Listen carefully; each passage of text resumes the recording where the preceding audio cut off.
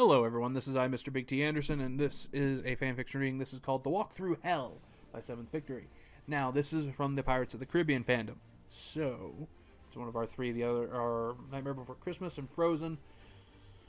Yeah, it's a very Disney-centric one. Anyway, for those who don't know the rules, thank you for listening. Here's what they are. SeventhVictory wrote it. I'm just Schmucky Duck putting it to voice.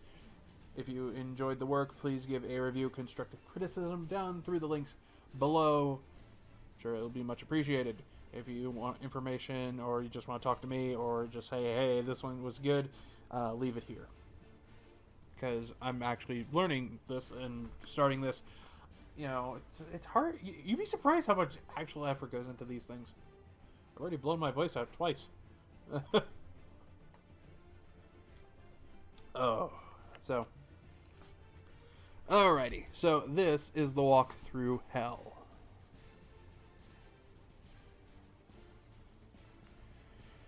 There was a sense of sharp pain lingering, aside from the abyss that encased Jack. The darkness that overtook as he faced the Kraken, holding brave as he drove his sword towards the back of the beast's throat, and every second death came closer and closer. He tried not to let his fear run through him. That was until thousands of teeth engulfed the captain, impaling and crushing him in every way possible. Jack would have expressed the pain he felt, but in that single moment, it was over. It was dark, there was no more Kraken, no more teeth, no more Pearl. But then why? The pirate lord winced and drew in a deep, fleet breath. As he opened his eyes, immediately he cringed at how bright it was, and within the second he could feel the horrendous heat beating down on him. Laying there for a minute, Jack tried catching his shortened breath, and for an instant his thoughts were at a loss, scattered, as he attempted recalling what had happened. The dead man's chest, Elizabeth, East India Trading Company, the key, the crew, Tortuga, William, the Black Pearl. Although for every time he shut his eyes, he was there again, standing before the Kraken, awaiting for it to tear him apart, waiting for it to claim Jack's soul to the locker. Suddenly, Jack's eyes widened slightly and unsteadily stumbled to his feet with a grumble of pain as he placed a hand on his abdomen. In doing so, his other hand ran across the dry, parched earth that felt of brittle, rough sand, absorbed with the burning rays of the forever sun. With airy breaths, Jack finally managed to balance on his feet. His attention drew away from the clear, blue sky to the barren wasteland that stretched in every direction. The sight startled Jack as he stared at it with a thread of hopelessness weaving into his heart. There was no water, no trees, no animals, not even a slight breeze. No matter, the captain started, attempting to summon a bit of his wit. He trailed off, his face and voice abandoning any humor that remained with his soul in a sudden realization that this was it. An eternity rotting in this land of hell, and for the first time in a long time, Jack was at a loss for words. He swallowed with a bit of emotion as he intently stared at the unfriendly horizon, stretching for who knew how long. Achingly, Jack pivoted, looking for anything. Anything. There had to be something. Just a bit of shade or water. All he could see were the silhouettes of mountains far from where he stood. Well, at least he had the Black Pearl. Jack grew alert at the thought, and it dawned on him that the ship was not at his side. Where is it? The pirate tried grasping his cool nature, but he could feel some panic flutter his heart. He took a few steps in each direction, wincing at the fierce pain that loitered deep in his bones as he desperately searched the desert for the Black Pearl. Within a few moments, the pain stalked heavily enough that Jack stopped in his tracks and quickly parted his jacket and shirt. His eyes narrowed as he found large, unfamiliar scars lined with a small amount of fresh blood. It looked as if he'd been pieced back together, at least in the areas he supposed the Kraken had got him. Well, that's very unusual, he said as he wiped off some of the blood and held his hand in front of him to see. After a moment, the captain cleaned his hand off on his jacket before pulling it shut. Even though he was sure hiding the newly scars from the sun wasn't going to do much for him, as far as he knew, it'd be like this forever. This was the locker, after all. When he glanced back up, a shallow smile actually crossed his lips. There you are, darling. Jack praised as he finally spotted what looked like a mast and closed sails, sitting very small against where the wasteland met the sky.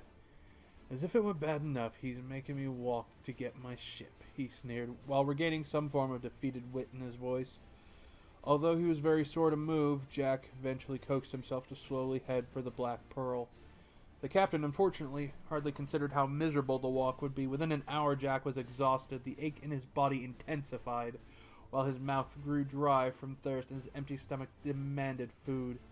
The combination blurred the pirate lord's vision, and the disorientation sent him plummeting on his knees with a groan. Jack gravely looked at the pearl, sitting motionless and consistently small, almost as if walking wasn't getting him any closer.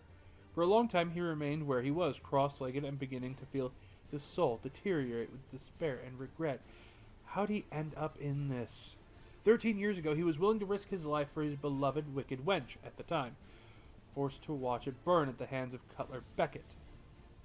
Branded as a pirate and forced to watch his ship burn for refusing to use his ship to transport slaves.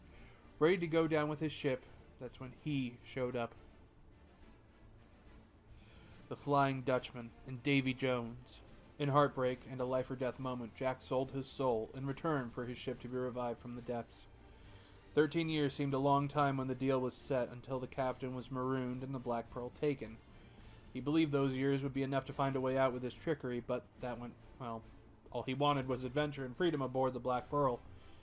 And this is where he ended up. In small effort, Jack pulled out his compass. But when he opened it, the arrow only spun. It spun and spun, but never stopped. You're a lot of help, aren't you? Jack growled as he slammed the compass shut. He looked back towards the pearl, which remained under the sun and waiting for its captain. The pirate scowled in frustration, but with a few grunts he pushed himself to his feet and inched his way towards the pearl. It hurt to move, but Jack gravely wanted the safety of his ship. Even as he befell endless torture from his physical and mental condition, he forced himself to advance forward. Only when he was most audacious to stop for a rest he would, or that moment, he thought there was sweat on his cheek, but turned out to be another rigid scar smeared with blood. Luckily, the idea that Jack wasn't covering ground gradually diminished as the pearl finally grew bigger with each footstep. By the time she lay about a mile away, Jack stopped once again, tittering from fatigue and panting from the broiling heat. Sluggishly, he looked over his shoulder, watching the desolate terrain, which the pirate had strolled upon for hours. Jack hardly knew how much time had passed, but he was sure the sun should at least be setting. It was still sitting high, though, in the cloudless blue sky, awaiting for the captain to crumble on the lifeless sand. Come on, Jackie, it ain't much further.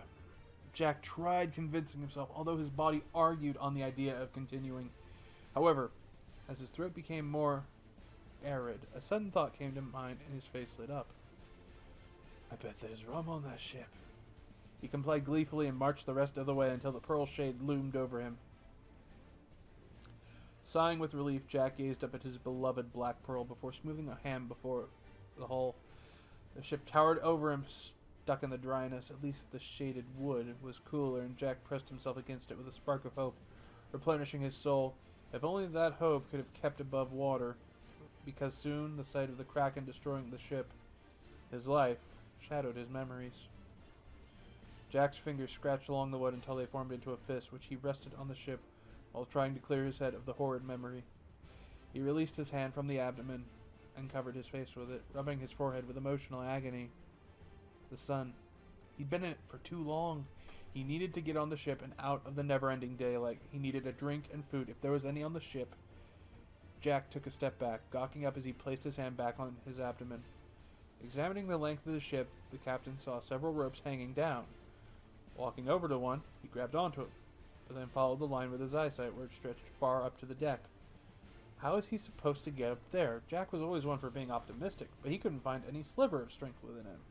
He lost everything by just journeying to the pearl. Either way, with his confidence, Jack clawed into the rope and strenuously climbed. Within a few feet up the rope, the pirate lord halted from the strain and occasionally grimaced in pain. Not good, not good, Jack huskily uttered under his breath as his hand started to give. At this point, he hardly cared. He just wanted everything to stop. And with that thought invading his persona, he let go of the rope with a wrenching huff as he hit the ground. Shakily, after catching his breath from the winded fall, Jack got to his feet and wandered over to the canopy created by the ship, where he ended up collapsing to his side. He lay there for quite some time, staring at the abyss of desert. He fought to keep his eyes open, hastily wanting to avoid the inevitable nightmares that lurk, but eventually he lost that fight too. And that was The Walk Through Hell by Seventh Victory. Links down below if you want to give the author or the story a review. Look at the author's work. You know the drill. Tell me what you think. Info down below. Leave a comment. Ta-ta for now.